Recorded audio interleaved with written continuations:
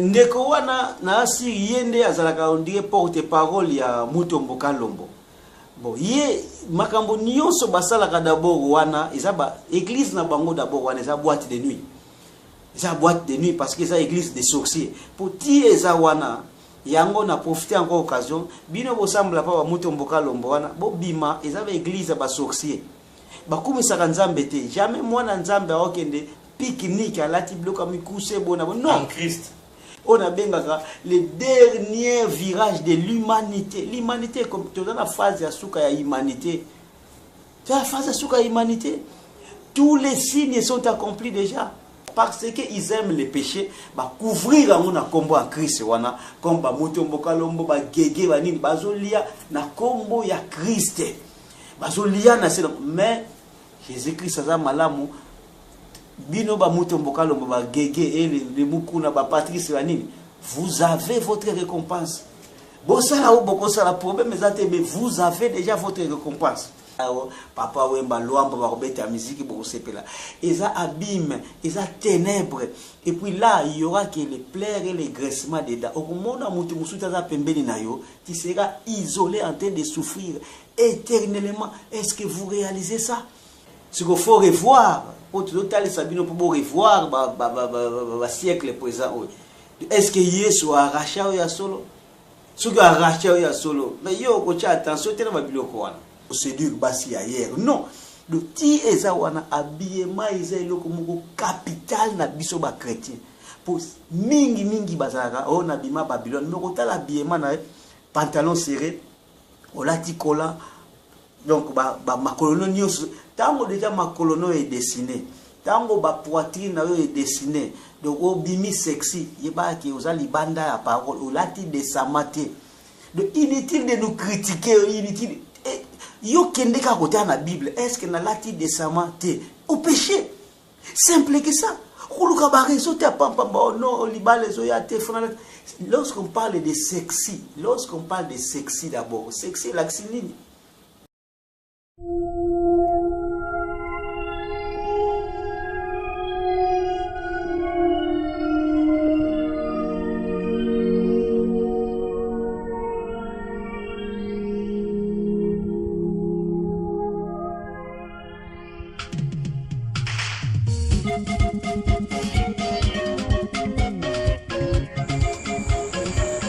Botenabino nyonso ba amoureux ya bonne nouvelle du royaume, vérité ou réalité dans l'église.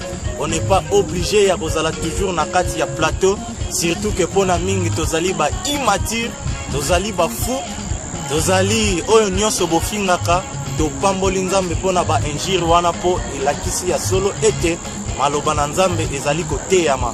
Mbote na bino nyonso ba oyo bozali connecté de partout pona kolanda biso lisusu na émission na biso. Voilà, je ne suis pas seul na émission ya lelo.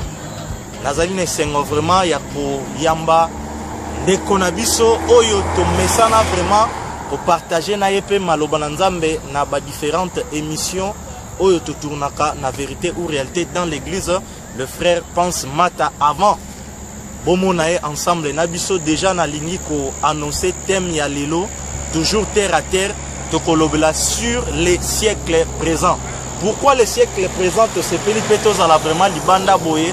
Parce que la réalité est belle, n'est vérité ou réalité dans l'église, tu le baras toujours, tu komeka, kotala est-ce que au siècle présent et que oyo ezali ko présenter biso et yenge beni vraiment ezali conforme na maloba na nzambe to ko soulever ba vérité biblique et puis moi na nzambe nyonso akoyeba nini oyo ekozala ya malamu pona e ensemble to découvrir invité na biso.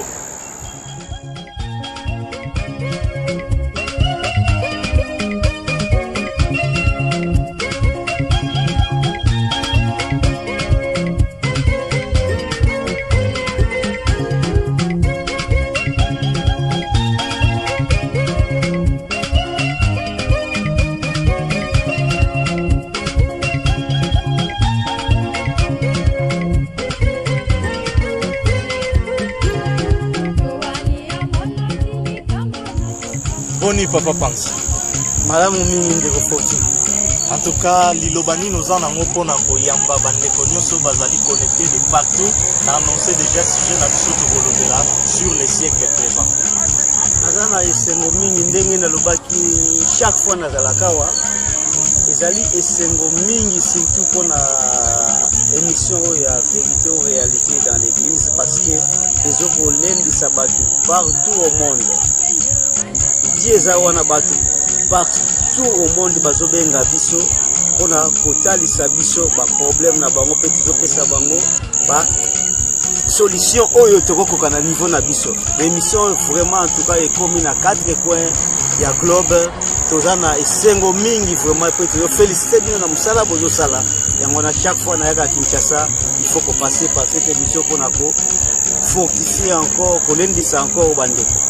Donc yango na ko bana mukuse yango kaka ndeko pense ko koloba na mukuse siko nengere moko batu bafingaka avant tokota na thème na biso l'Ilobani nous en ngo émission yango bafingaka yo bafingaka biso émission za na ngo ebele oyo au côté avec sagesse place au maturité place au amour ezali pourquoi zoya na émission moko kaka ya ba immature la question posée za malamu parce que Yesu bafingaki les apôtres bafingaki bango voire même babomaki bango boyebi de biso fait pour passer par même chemin de toza persécuter titozali awa en ce siècle présent donc ezali nango malamu bafinga mais biso to finga bango te biso to talisa bango la parole de Dieu non tant ozolo ba guru faux prophète eza injure eza injure muyipi eza injure parce que to talisa bango biloko oyo bible lobi biso jamais toko finga muto to fingi mutu sur corps na yo bien boye non total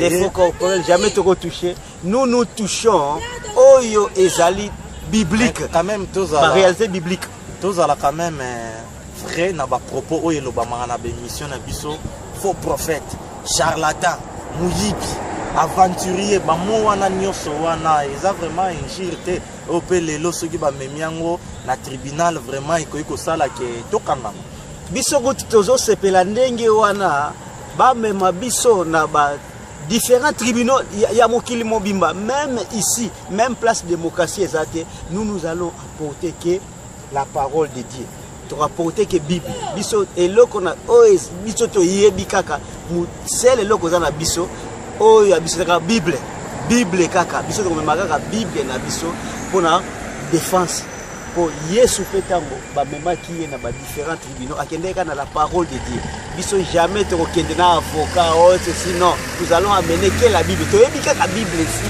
à part Bible to yebi livre mo soute que oh non rien que la Bible donc c'est ça. Merci beaucoup ndeko pense mata ezalaki moi ba question moko vraiment introductive pour na émission na biso tokota na mama likambo na biso sur les siècles présents terre à terre vraiment ndeko pense aux na maloba ya kosunga bandeko tango tozali kolobela sur les siècles présents compréhension nini bandeko bazana ngoza vraiment na maloba ya kosunga biso na compréhension et puis tango toko évoluer to soutenir yango na ba verset biblique. Merci mingi pour la parole. De ti ezali wana ndenge on introduisa qui te parler sur les siècles présents. Les siècles présents ça englobe ezoko englober makambo nyonso oyo biso batu tozo sala sur cette terre. Sur cette terre makambo nyonso tozo sala tout nyonso nango wana yango les siècles présents. Alors na courte définition. La définition à mouké siècle présent toko définir comme le système du monde. Système oyo yo tambousa mokili yango nous appelons les siècles présents. Est-ce que na biso to bongola motema na biso to bima Babylone est-ce que siècle présent eza malamu pona biso eza malamu te pona biso nyonso oyo eza Bible nde ekoyebisa biso parce que biso ndenge toteyaka toujours toutes les réponses du monde eza na kati ya Bible. Donc loba yo moko soko lingi na yo ko trouver tes réponses mais ceux qui osa déterminer à trouver les réponses ya toutes les questions que se poser mingi ba se poser oh vina ngai passe ceci cela nzambe lobi nini boy na boy mais nzambe ça loba na kati ya la parole Donc yango na biso la parole est la seule référence na biso. Toi na livre mususu te ko consulter. Yango na pe na profiter ko ebisa bino bandeko. Bon na ka nyonso bozana yango bo consulter ba livre te. Livre mingi ba charlatan ba sala pour l'argent. Ba charlatan ba sala pour l'argent, mais toutes les réponses sont dans la Bible. Ce qui peut yo lingi parce que Bible est question ko linga. Ça question ko linga. Ce que yo lingi no pété retrouver ba mbikoudi, retrouver ba charlatan, mais si tu veux réellement entrer en contact avec Dieu, c'est dans la parole. Ce qu'on a onyo solobi lelo yo siècle présent nini o e memi na kati ya église siècle présent tant tozolo belamo na esprit o ezali na mateya na biso ibongisi église ibebisi église tozavuma na posa o soulever quelques réalités ndenge totambolaka na ba émission na biso parce que tant tozolo la siècle présent eza vraiment monene oui totikeli yo vraiment maloba pour que osuna bana nzambe siècle présent eza tellement vaste ndenge na lobi ki ezo englober nyonso tozosala na mokili ezo englober mokili oyo nyonso tozali na yango. Alors na mokuse siècle présent ebandaki kaka ntango moto asumukaki po ntango mokili ebandaki malamu na Adam na Eva masumu ezalaki te. Il fallait pas vivre éternellement. Mais dès que l'homme a péché sur cette terre, ne place diable à pouvoir maintenant à sala makambone nyonso wana ya mabe et puis yango wana pe kombo ya le siècle présent et bima à partir du péché. Sikoyo pour nous bana ya Nzambe Bible les recommandé bisoto bima na siècle présent. Et puis Yesu ayaki c'est to bimi na siècle présent to revivre na planète nini tango zolo bako bima wana sikoyo to kende ko fanda na yebite siècle présent eza forcément planète terre to bima nango to kende tango su na Mars ou comment siècle présent wana ezali na makasi na yo koko bima ngo te eza impossible preuve que ndenge za wana mutu niyo mwana nyonso abotamaka na masumu ya Adam tellement osobotama na la chair directement osobotama na lisumu ya koko na biso Adam. Alors même kokosa bakolakisa yo te comment kokosa mwana directement aza na molimo wana ya kokosa na bandi kokosa koyiba e consort boyebi sikoyo qui eza wana na makasi na yo okokano kobima te parce que les péchés eza secret mutu moko kolinga tika masumu te comme à Kinshasa ici ndenge zaka kosaleka nani sikoyo akolinga akite kosaleka mutu nyonso kolinga batike libre akosi aleki na ye. Or pour nous ce n'est pas le cas. Sikoyo pona biso sikoyo tango yozo bongo la motema Yesu directement aye ko arracher yo. C'est Jésus qui va t'arracher du siècle présent. Mutu moko te na mukili akolobaki de sa propre force abima siècle présent azate. Il faut Yesu arracher yo na siècle présent. Donc yango wana ekoza na mukuse avant to kobaliso. Ndeko pense to landio na bokebi il faut Yesu abimisa yo na siècle présent. Siko Yesu abimisa yo na siècle présent pour siècle présent o ebombi makambo nini o eza ko senga kaka nde Yesu fo abimisa yo. Na siècle présent wana yango to tanga plus tard na siècle présent wana pona sango résumé eza ko bimana système nyonso du monde. Or le monde oyo eza englobé na ba système oyo ezeme mabatu mingi na ba péché parce que okoza même en Europe place tozali ti eza wana eza na ba parc mosusu ba nudiste. OK. Parc mosusu ba nudiste wana est-ce que ça malamu Nzambe ye moko asalelaki mutu elamba abomini ya masale mutu elamba siko mutu abi non Nzambe yo de salate ngafuna zonga na nudité. Si eza wana ba bloko to benga ba fraude ba bloko to benga la corruption et bandi mingi en Europe wana mais soko tali yo na Afrique eza rempli de la corruption et pour bien ya bana Nzambe ba bipesa na ba bloko ba corruption wana. Donc en gros ezali ba péché, le système du monde eza régi na ba péché, il y a que le péché là-bas. Donc yango wana tokoko tanga quelques versets bibliques oyo bambuta mutu na biso Paul balakisaki biso nakati ya Bible.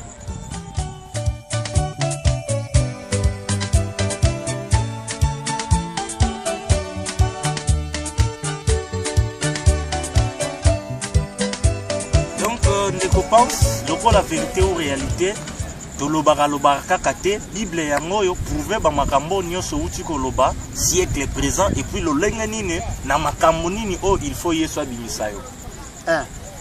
Ndenge ndekolobi biso ba fondement eza toujours na kati ya Bible parce que toza fondé na ba base ya ba fondement ya ba apôtre nyonso wana centré sur Jésus Christ. Mingi tolobaka siko photo démontrer yango à partir de la Bible pour bato ba yekola. Mais bosuka te na auto la sabino pota ezaka mingi te la télévision bokende pe na ba référence na CCO ba koma wana pour ko développer connaissance na bino. Alors tokokende na Romains 12 tobandi na 1 à 2 ndeko fauti na otangi la biso. Romains chapitre 12 verset 1 à 2. Bible et l'Obiboé. Je vous exhorte donc, frères, par les compassions de Dieu, à offrir vos corps comme un sacrifice saint, agréable à Dieu.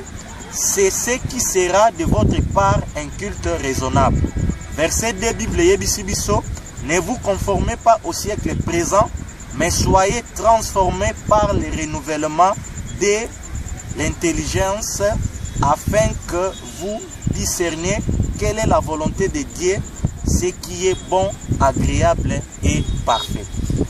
Bandeko na si batangeli biso awa bino pe botangi na c'est français facile bozomona ba parler sur le siècle présent awa. Biso bana nzambe tokoko zala sutu na makambo ya siècle présenté. Pourquoi? Parce que balbi clairement ti ezawana autrefois tobando vivre na ba péché. Wana soki na Ephésiens on a dit autrefois on vivre na péché. On explique qu'il y avant que mwana bakolakisa ye masumu te. Mais mwana ye moko kobota mana masumu na ye Adam na Eve wana. Ti akokola fa bongo la motema na yako ondimela ba parole ya Nzambe ya solo. Yango na profiter entre parenthèses kotalisa ba parents mosusu balwaga non ngana bondela pona bana na ngai bona bo. Mais mwana azo yiba parents azo ko bakinga na bondela pona bana na ngai. Babota ka mutema te babota ka mwana mutema mutu na mutu azana ndenge na ye yango wana sikoyo ezali mingi na ba surtout ba mama baloba yango pour ba père baloba yango te surtout ba mama baloba yango pour encourager les mal wana ezo ko encourager les mal parce que tango yo zo bota mwana motema routa te quelque part ya mwana zo bota mana motema na yembala moko alors wana eza excuse te que mwana asala mabe o protéger ka mwana.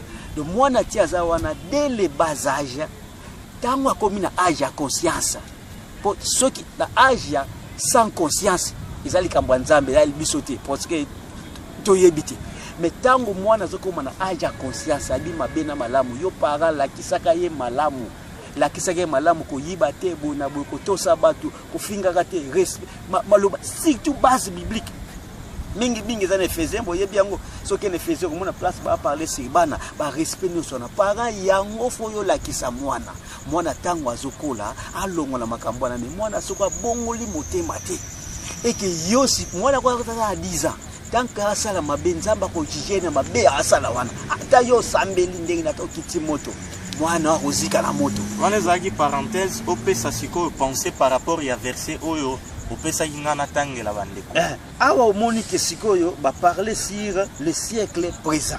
Tout le monde au siècle présent eza malamu te. Même Jésus-Christ ayaki awa pona ko arracher biso na siècle présent. Ce qui siècle présent zaki malamu jamais Jésus-Christ akoko ya arracher biso na siècle présent parce que eza malamu eza confortable. Mais il savait que siècle présent est basé sur le système du monde. Or, le système du monde, c'est dirigé par le diable. Ce n'est pas Jésus-Christ. Tout ce qui sort du système du monde, c'est diabolique. Yangwana, dès que yo bongoli motema, Jésus-Christ a arraché yo na siècle présent.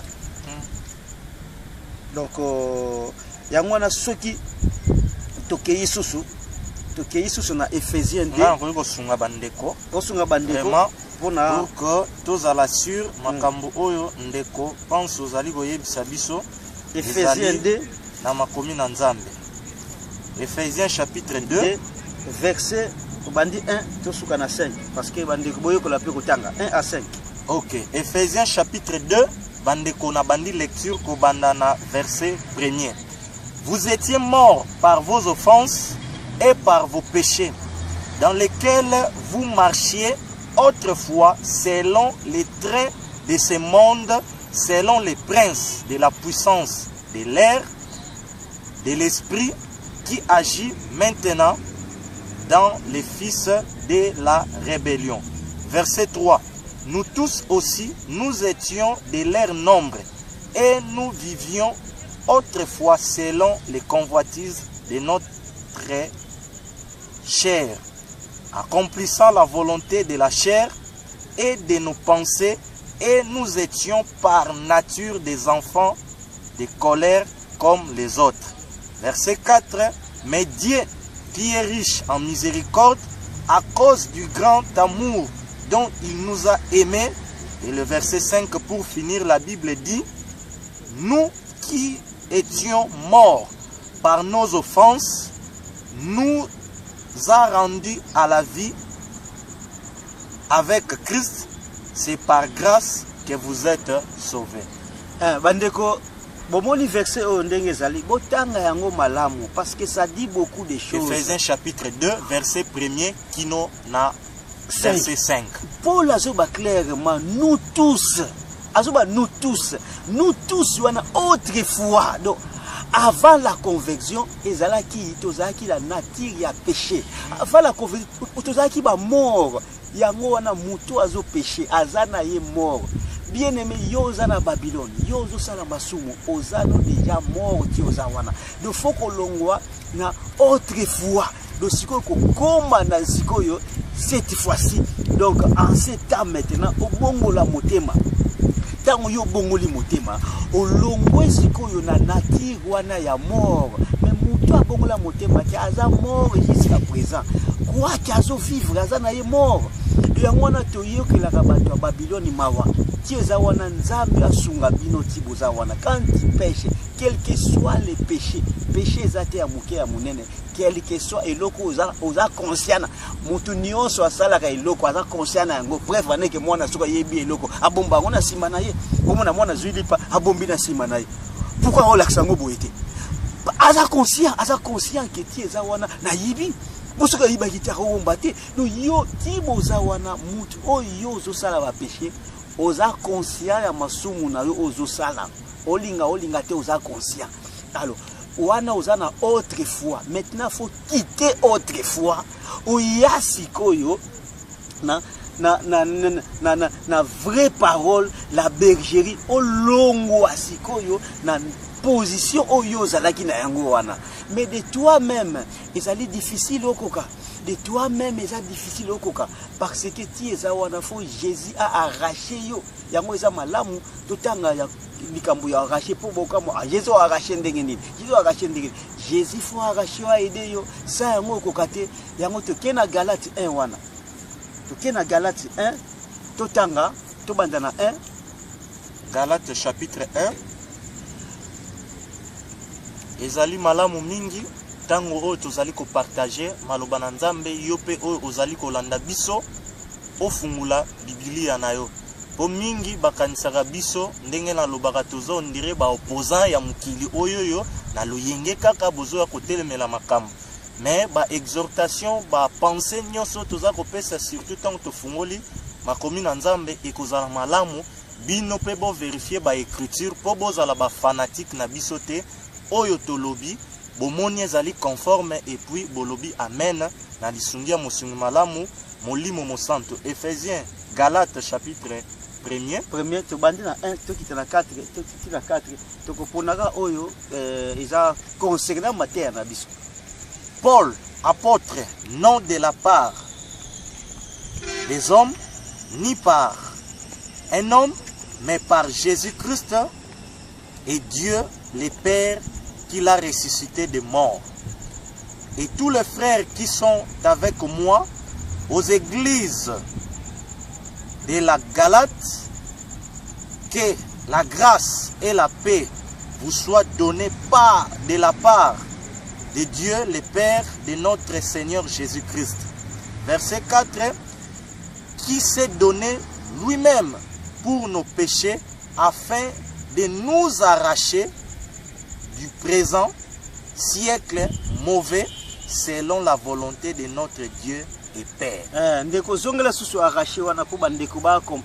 Verset 4. Makomi eyebisi biso ce qui s'est donné lui-même pour nos péchés afin de nous arracher du présent siècle mauvais selon la volonté de notre Dieu et Père.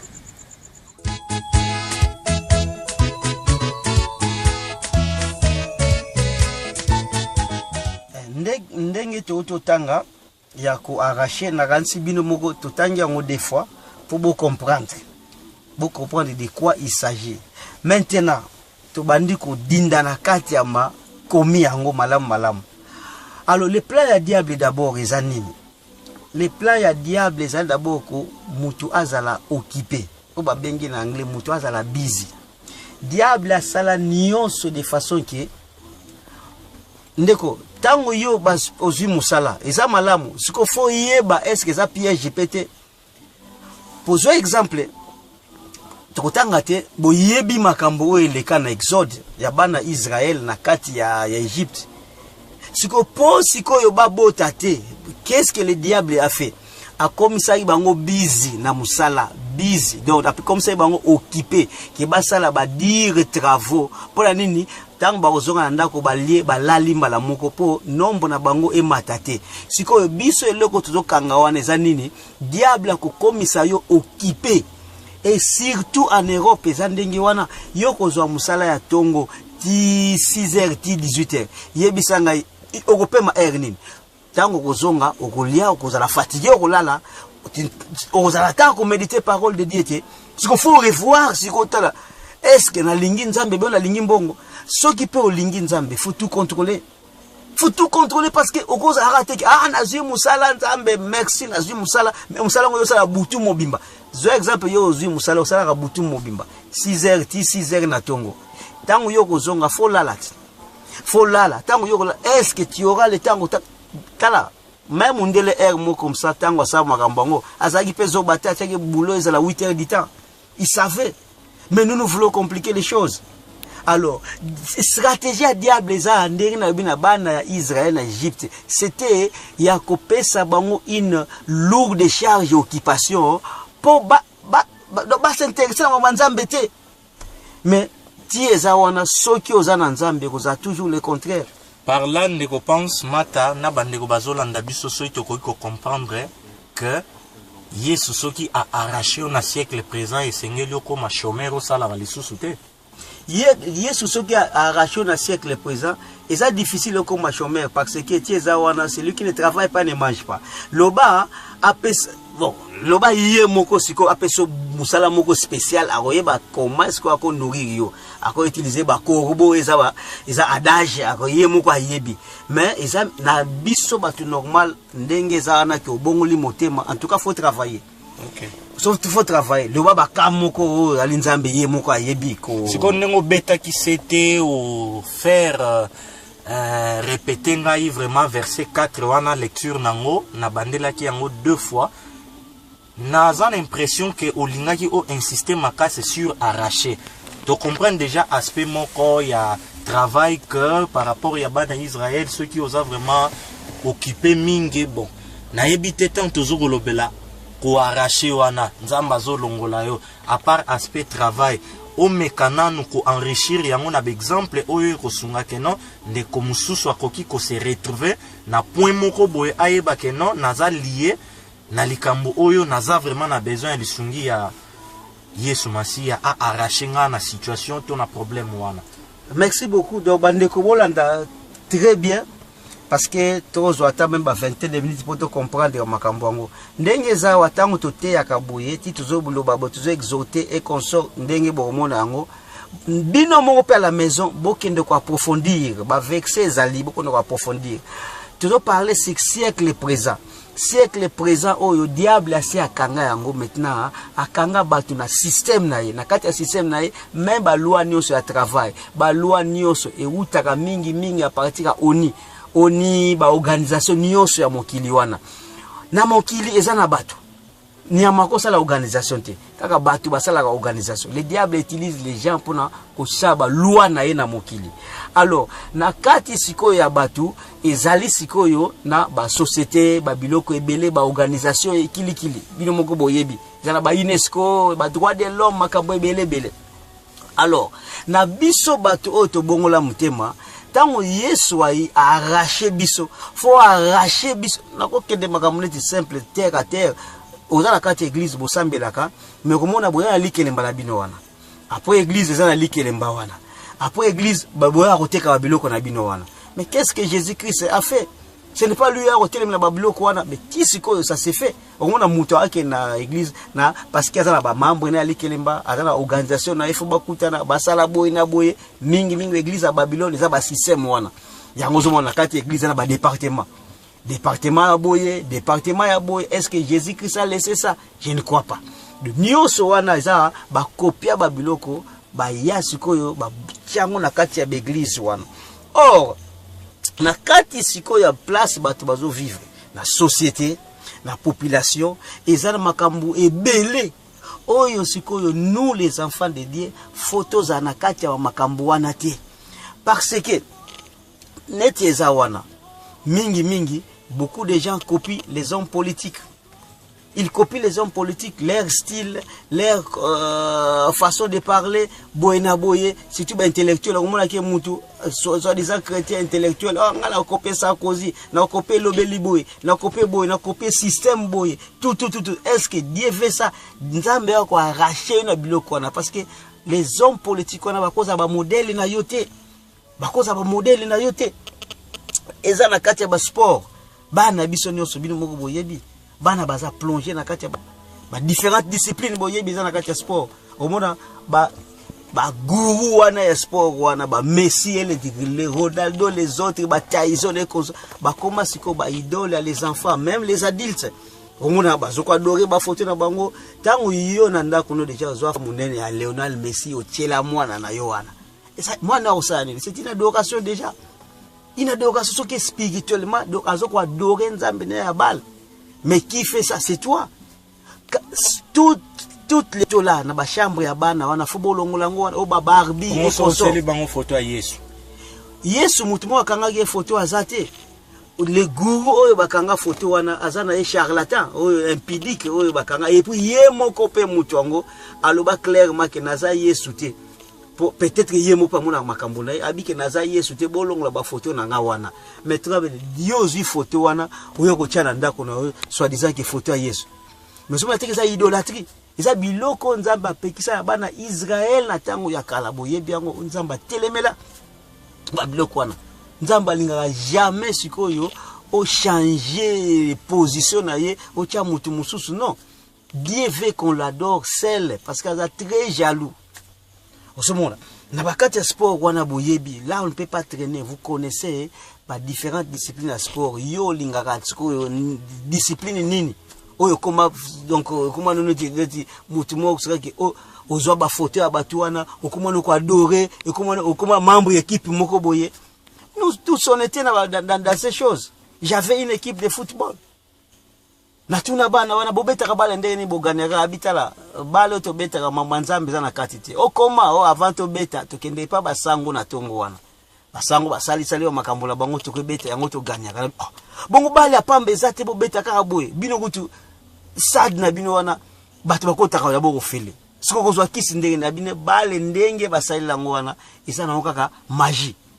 Est-ce que vous voyez des histoires que vous adorez? Vous adorez des histoires que vous adorez. Ça bloque mot comme ça, diabolique.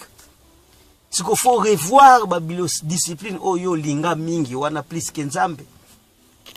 Tu peux aller au stade, 2 heures de temps, 3 heures, nous tous.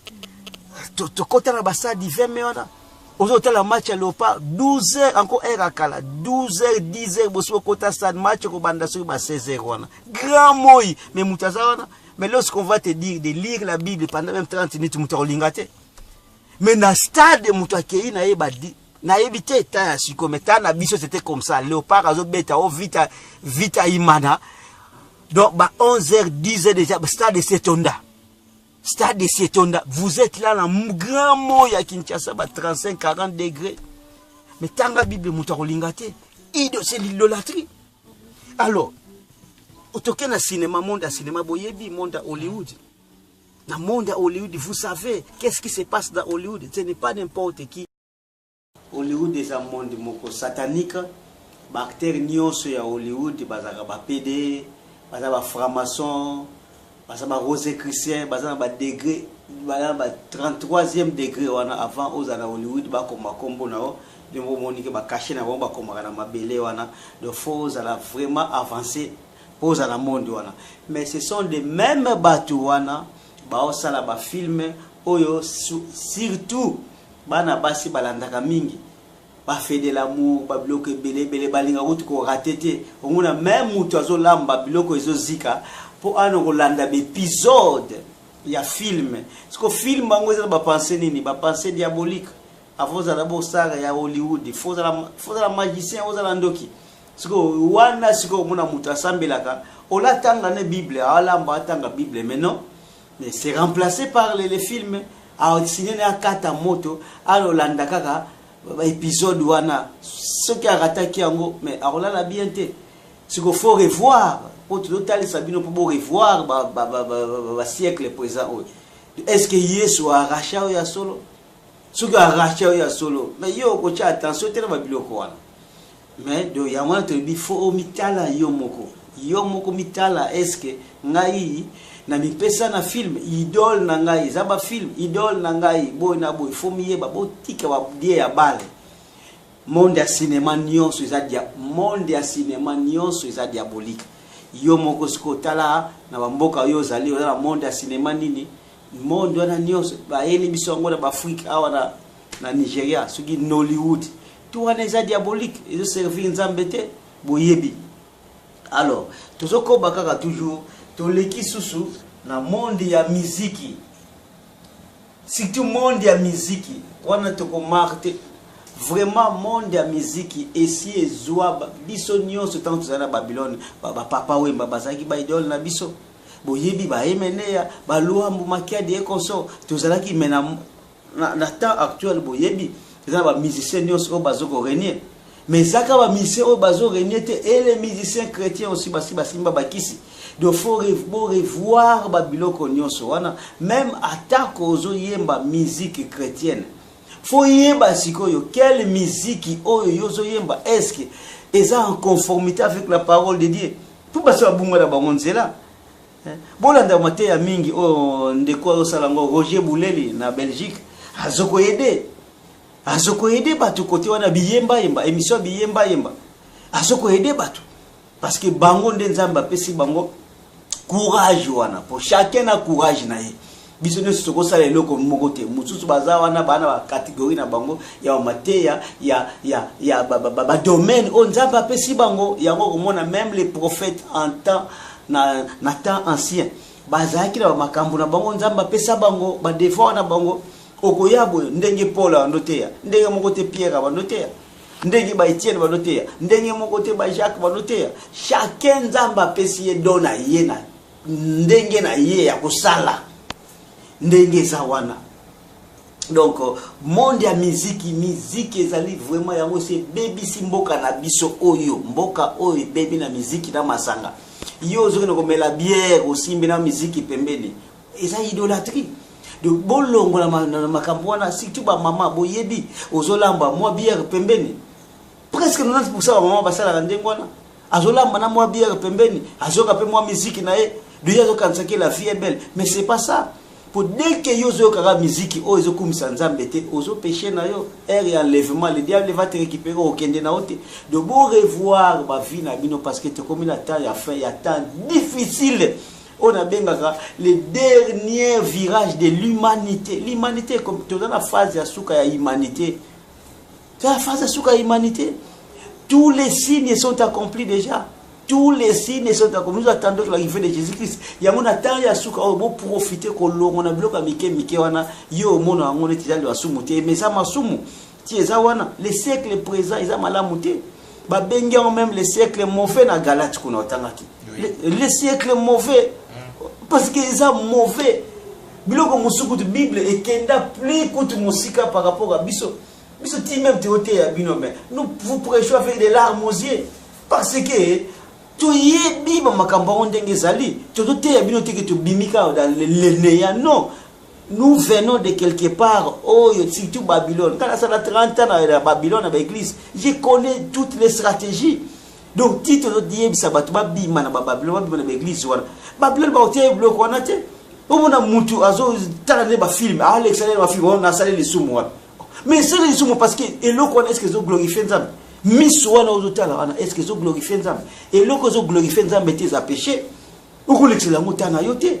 Musique surtout au moins na phone na bino o na sambela ka metala na phone na yo quel genre de musique ezo beta wana nyonso wana eza ba péché boyebi yango bien ozomona parce que nyonso wana diable alingi nini eza ba distraction o ya créa mboka na biso oyo ndenge ezolekana ba étape oyo tozala ngo Afrique du Sud lekana ngo ba mindele po bazwa ba noir basaki ndenge nini ba kotisa ba masanga ofele ba musique yango na Sud Africa kuma na ezoba komela masanga ko bina ko musique boma na entre bango ko mizokisa nyonso wana ba système ya diable mundela za mayele botela ba système nyonso atela biso wana c'est ba système diabolique et même pe bana ba système na bango ya démocratie oyo sikoyo kuma une liberté moko na mission nzambe za libertinage za masumu poti ozotia parc ya banidise et ça va pécher nyonso wana pour mutu faut couvrir corps no fola ka décemment yo ke sokola ni na pas.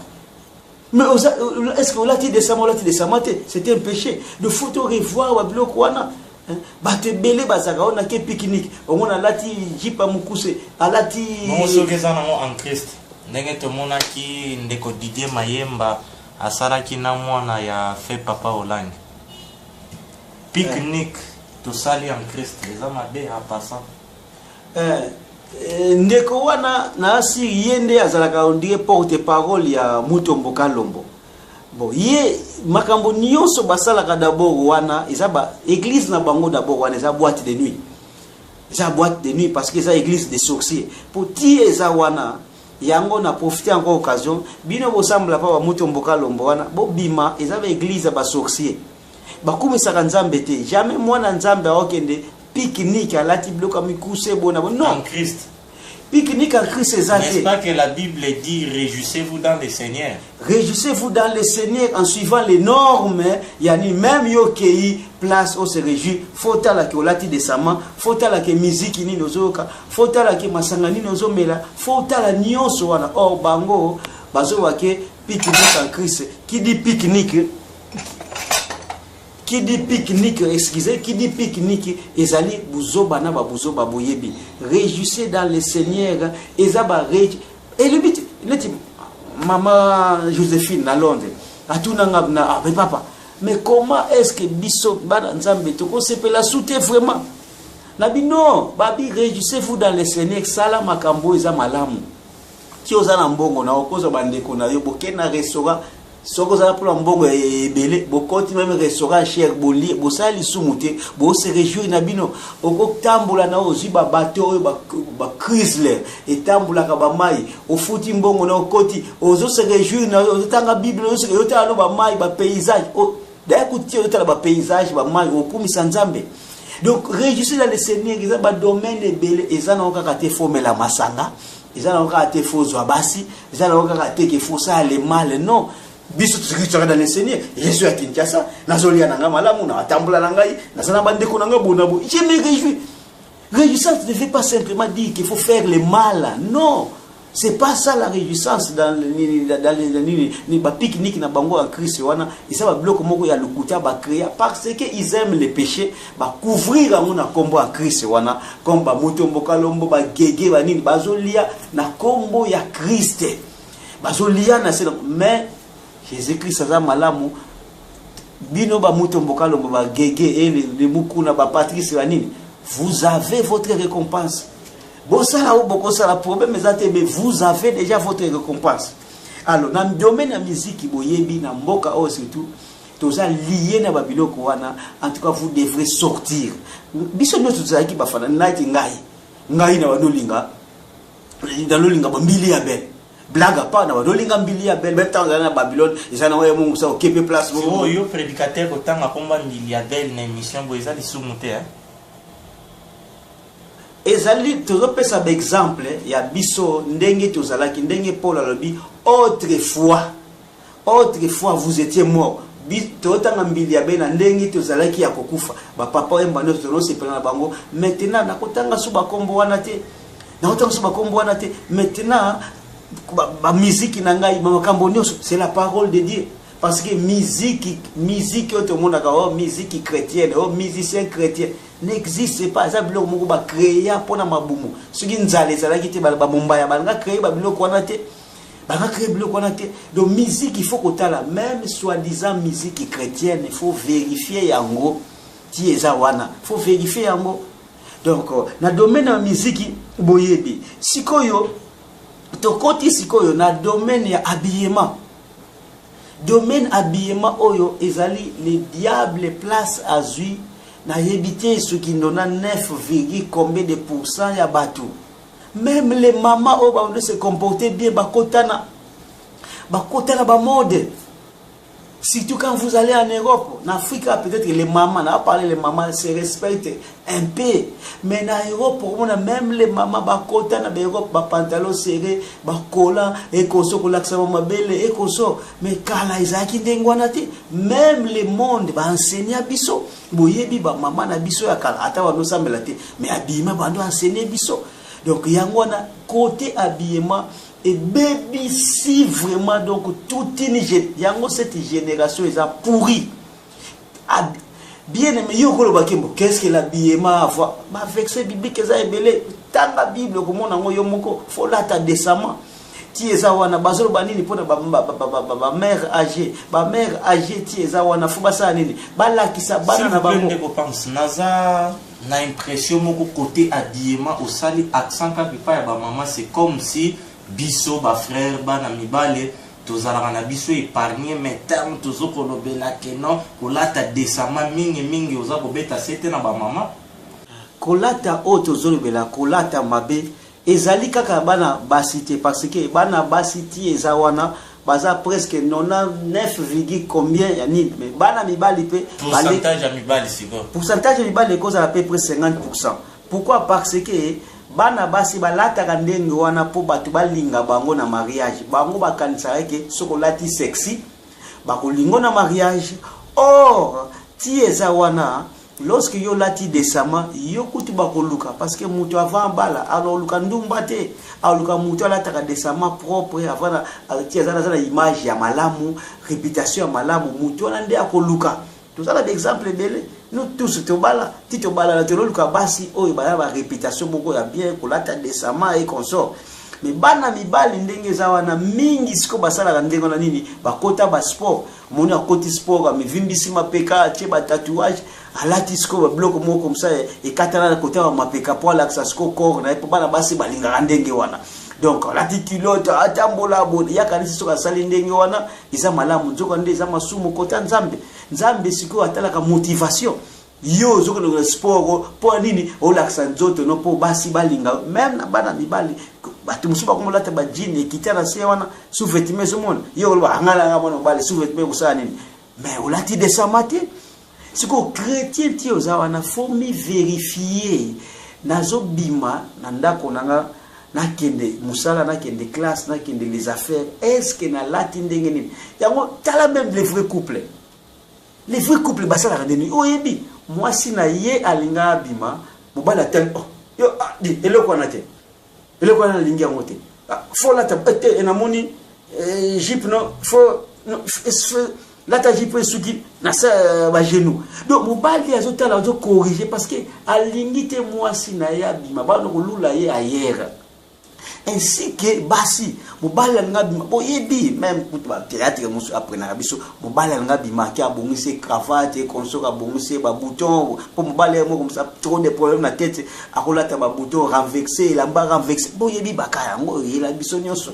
donc ce qu'il faut moi ça za la wana abongise pourquoi parce que mobali na yaza la malamu mais jamais akolinga mobali na la télé comme ça akene pe ko séduire basi ailleurs non de ti eza wana habillement eza eloko moko capital na biso ba chrétien pour mingi bazalaka on a bima Babylone mais kotala habillement na pantalon serré olati kola donc makolono nyonso tango déjà makolono est dessiné tango poitrine na yo est dessiné donc obimi sexy yeba ki ozali banda ya parole olati desamate donc inutile de nous critiquer inutile yo kende ka côté na Bible est-ce que na lati desamate au péché simple que ça kuluka ba réseau te pamba non libale zo ya te lorsqu'on parle de sexy d'abord sexy l'axinine vous voit le sexe. Vous voit le sexe. Donc pour dire que yo zano mutu moko ndumba. Parce que yoza Jézabel o ningo séduire batou. Tant vous ningo séduire batou na motivation wana déjà. C'est un péché. Et puis automatiquement j'ai l'impression que par là na anticipé conclusion na yo na point oyo ndeko pense ba sœur oyo yo ndengo beti c'était sexy tozomona sexe donc en réalité baza bango moko ko s'exposer sur mobile alingié donc azomona ekaka objet moko ya plaisir yango pe mingi bazozala lelo chosifié na égard bana mibale. Oui, na sepela ki na président osoki ya Uganda loi moko asalaki ya batu balata malamu ozomona même les gens du monde ont de quoi à nous enseigner. Et la loi moko abimisa ki wana ki batu fo la tavalamo parce que bazo violer batu en fonction ya elateli parce que mutu soko lati mabeti abalati mabeti lobeli mais na mboka na biso pe na mwata moko ya mukie Kabila le père pe abetaka batu bafimbu na nzela pona kolata yango wana isa ba bon exemple tango mutu azosala likambo oyo Bible e lobito sala photo betele maboko tieza wana net ko basali na Uganda en tout cas on l'apprécie parce que tango ozo bimisa de ozoko aider déjà les gens na makambo moko bo il fallait pas pécher plus yo réduire yango ozoko salisa batu quand même wana parce que batu malamu ba okende na mabete bakokende na mabete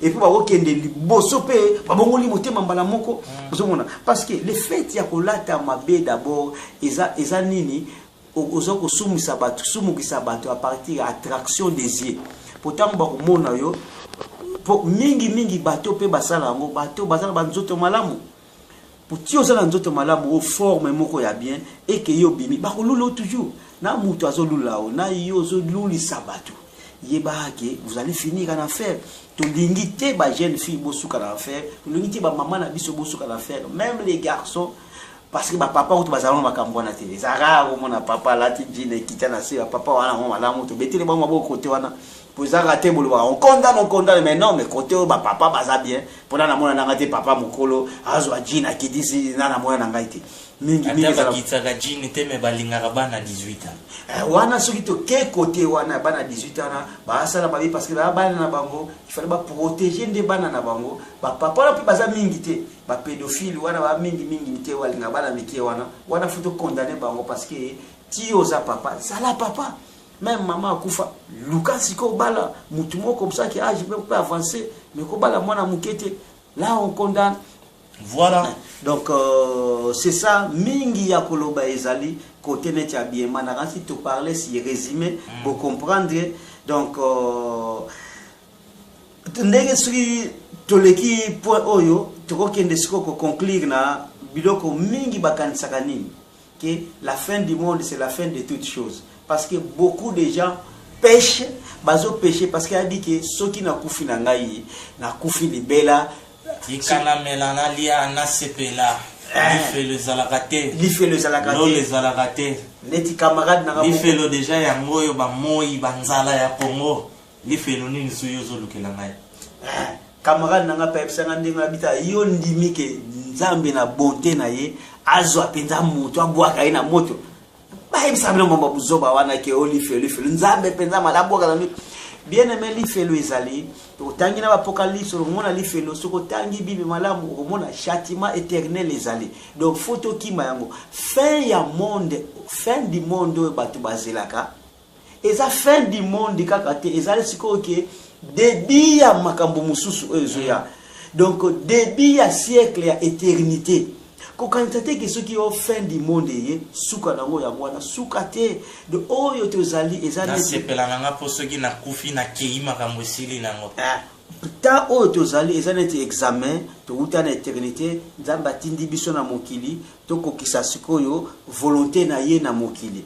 Examen oyo apesi biso photo longa yango soki to longi yango nde to kei na siècle oyo ya éternité soki yo longi te okena lifelo ezali bandeko na ngai. Et puis on badine pas avec lifelo il y aura pas d'ambiance là-bas papa wemba loamba ba robeta musique pour sepela eza abîme eza ténèbres. Et puis là il y aura que les pleurs et les graissements dedans okomona mutu musuta za pembeni na yo tu seras isolé en train de souffrir éternellement. Est-ce que vous réalisez ça? Bien aimé, c'est le temps où de quitter. La fin du monde n'est pas la fin de toutes choses. Parce que siècle moussus à venir, oh il y a éternité. Éternité yango siko yoko passango où? La Nouvelle Jérusalem ou bien yoko passango siko na lifelo. Pour mingi bakanisa non, même les chrétiens, beaucoup doutent sur l'enfer. Ah, beaucoup doutent. Mais il ne faut pas douter, l'enfer existe. De bon long wana siècle au présent. Parce que si les wana sauté toujours. Donc aux wana attaché dans makambo ya siècle présent. Oyo tolobelia. Yo moko yebi masumu na o. Oza conseil masumu no salaka. Parce qu'il y a même des gens où aza mwasina mobali mais azawana asala ba péché o mobali pe ayebite musuki ba kufana akufina ba sous péché secret. Donc c'est le temps même parce que beaucoup de choses se passent surtout dans des couples. Dans des couples. Donc bozawana bo profiter ko bongisa avant que Yesu aya bo profiter ko bongisa parce que tant où Yesu il y aura des surprises. Il y aura des surprises. Il y a mon alingaka Yesu aya c'est longai. Ngai na ngateke peut-être c'est la volonté de Nzambe. Yesu aya tango to bando sambela. Te place bufandi na lieu de prière Yesu aya. Place on a ce que yeba na siko. Des faux et des vrais. Place on yeba des faux et vrais.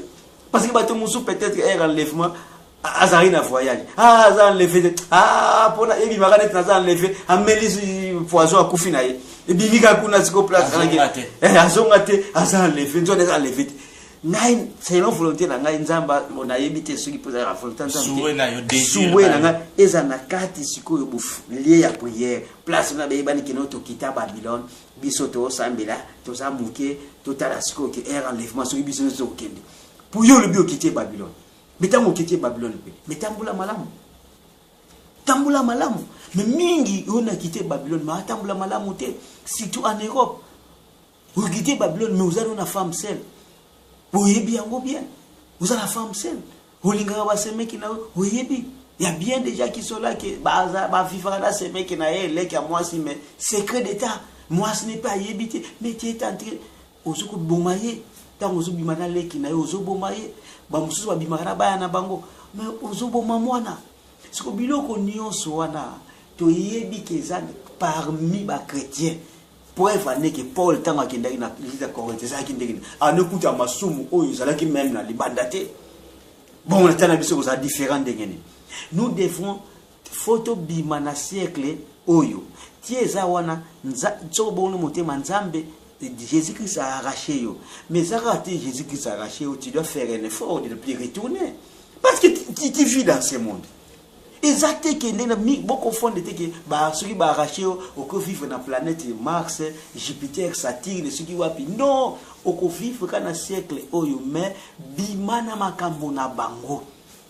Bimana kindumba, bimana corruption, be étudiant na kati awa na ko apprendre awa ki ba na campus partout ba loge kota na kati ya ba homme loge ba bouger peli ba prière diabolique kota biso tika monte na zaki étudiant awa to tika ba buzo bana ba loge te mais ce que loge kota monde kende wapi be étudiant ko corrompre te be étudiant ko kende te ko corrompre ce ko zuité aux zuité c'est l'année prochaine au Zouano kaka kota na ba système na bangwana te pour mingi ol ba ke oui na sambelaka na longa Babylone mais ce que professeur wana soko pesi mbongo te olekate ah bon na pesa ka $50 na pesa ka bona mais au corrompre pour ça za mwana nzambe solo olingana kutu otanga te obino la corruption ça na kotanga te parce que na corrompre na ngai te ou bien okotanga bime na corrompre te okama professeur na ko chaba pour donc bandeko nanga mama te o nyonso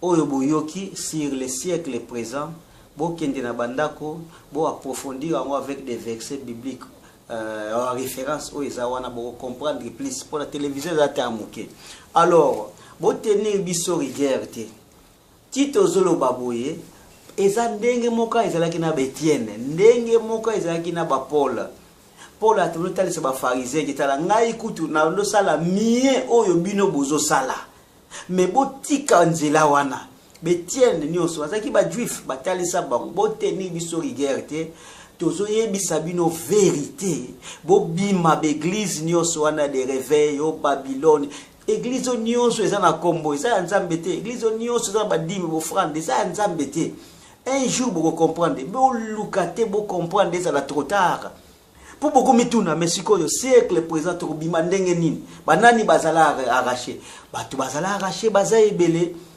surtout que dans la Bible bino moko yebi ba disciple nyonso bazala arraché ba Etienne et konso bazala ki arraché le bokolo ba ki ah non wana Bible bongo na tana biso pesa na batu bazala arraché to ko bandaneti na dans les années na 1930 na Éthiopie ezalaki wana ba italien bazo dominer Éthiopie donc ba colon ba italien parce que na kati wana ezalaki na tribu moko ya Walomo na tribu moko ya Walomo ezalaki na prédicateur moko toro bango ba garda ba biloko oyo enique éthiopien atikela bango vraie parole évangile ba garda yango na tribu ya Walomo prédicateur na bango ezalaki toro wana babando kanga bango ko boma bango kanga bango ko boma arrivé à un certain temps ba italien ba moni que trop c'est trop bazwa bakanga sikoyo Walomo bakanga toro wana na batu na ye net ba disciple na ye batona bakanga na batie bango na prison babino tellement vous nous avez beaucoup dérangé maintenant tokotala nani akoya ko bimisa bino na prison oyo ndenge moka ezaki na babloko ba Nebukadnezar ba roi Darius ndenge moko makambo ngo echanjaka na ngote sikoyo tamba che bango na prison un jour ndenge moko esamaki na Paul na Sila na prison ba izo yemba na butu ko kumisa nzambe ko sambela na bango ba prison nyonso zaki embrale ti ba italien ba ya ko senga bolimbisi ba ya ko fuka ba limbisa biso parce que te moni nzambe loza makasi to pesi exemple moko wana na batana biso uzomona wana bazalaki nini babimana ba siècle présent ba ondo sambela sikoyo vraie doctrine oyo toyebaki de bandit po mingi bana o église primitive est-ce que biso to ko sambela ndenge bango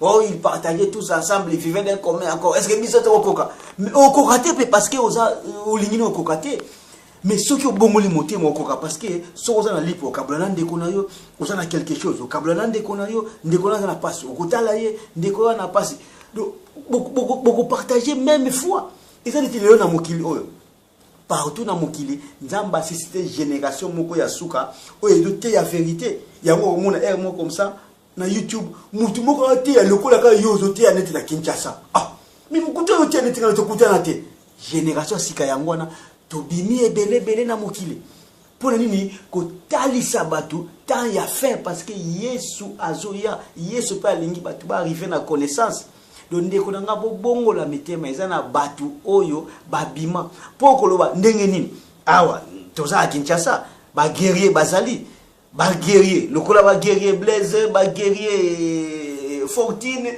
ba guerrier bele bazali awa Kinshasa à Londres boyebi toza na ba guerrier Didile toza na ba ngai moko awa toza na ba mama Joséphine toza na mwasi na ngai Meje toza na ba sœur basere rebelle bazawana oyo babima basere na biso neti Ginette babima Babylone tozo sambela ya solo dona mokili la Belgique bazali na France bazali na États to benganaka mais parce que toko sambela esika moko te po bazali éparpillé mais ozomona to benganaka chaque fois surtout na canal ya vérité ou réalité oyo chaîne oyo esangisi bana nzambe ebele. Donc eza chaîne moko ezo simba 4 coins ya mokili parce que nous prêchons la vérité. Donc batu oyo babipo bozo bake banani babima biso oyo tobima po ti bozo mona elongi oyo oyebi ke na sala 30 ans na église ya réveil na Babylone mais na bima alors ba reconnaître ngai bozo mona. Donc batu bazali oyo babima yo pe okoko bima parce que ti ozawana soko bongoli motema ya solo omona nzambe ya ko arracher yo pe alongoli yo voile tango yo bando mona soko ko réaliser que ces gens avaient raison ko pesa biso raison te tango zo kende li felo ça sera inutile. Nous voulons que raison na ezala siko yo po ozala tout ce que nous voulons yo ozala sauver, c'est tout. C'est ça parce que biso tu as sauvé to otali sabino pe bozala sauver pour jamais na ko sepela jamais ndeko moko abongola motema ko sepela o abongola motema take ne lifelo non. Ne faut pas croire que tito zaka bote otelemela ba mukuna to otelemela ba gege oh non to lingi ba bongola motema me ba lingi na bango te parce que na matea o nyonso ba yoka soki ko botika bakisi ba kotika bakisi mais eza choix na bango mais tant que baza vivant tout est possible pour na bango na bandimi oyo bazokamba wana tout est possible. Donc na yango na sepeli mingi na matia oya siècle présent yo zu yango mais ne garde pas ça pour toi-même. Va montrer ça na ta mère, va montrer ça na père na, va montrer ça na membre de famille ba camarades et consorts, bo partager vidéo ensemble. Yo moko pe yo zo yo kazwa yango multiplier yango na ba Facebook na yo de koza malamu. Tout ce que nous voulons tous à la sauver mokilio eza bisote mokilio c'est gouverné par le diable, vous le savez. Donc yangona kana koloba na mukuse nzambe apambola bino partout où bozoko se retrouver, partout où se retrouver ba oyo bazo sambela ya solo bino bo sambela ya solo te. Tant que vous avez le souffle de vie, tout est possible ya ko rejoindre biso. Merci beaucoup. Voilà, bino ba oyo bozali ko sambela ya solo te lokola bozali en vie, tout est possible pour que boya na famille ya Yesu Masiya keba soko kufi lokola papa nani oyo balobina lobate ke bazomema ye pour na ba fourchette. Voilà. Alléluia. C'était vraiment un grand plaisir pour nabiso ya ko passer lisusu ba moment oyo ensemble. Vraiment mbote mingi à ma sœur bien-aimée Cynthia Lukuni en Angleterre, pourquoi pas ma nièce Orpankanu to sukara wana lelo lokola invité na biso outi Angleterre yangwana to boaki deux pierres ce que ça lisumu bokoma. Mais je ne pense pas. Que Dieu vous bénisse en tout cas. Bino nyonso oyo bozali ko soutenir biso dans la prière oyo bolingi Yesu Masiya ngolu na ye ezala likolo na babomo na bino pour que ceux qui trompette et sonné tous à la compter parmi baye oyo bakozala enlevé. Merci na ndeko Trésor Makanunu oyo vraiment azalaki na réalisation pour na émission oyo Zambe apambola ba guerrier na ba guerrière nyonso ba vrai combattant oyo baza ko combattre pour na cause ya évangile Yesu akotika biso te. Bye bye.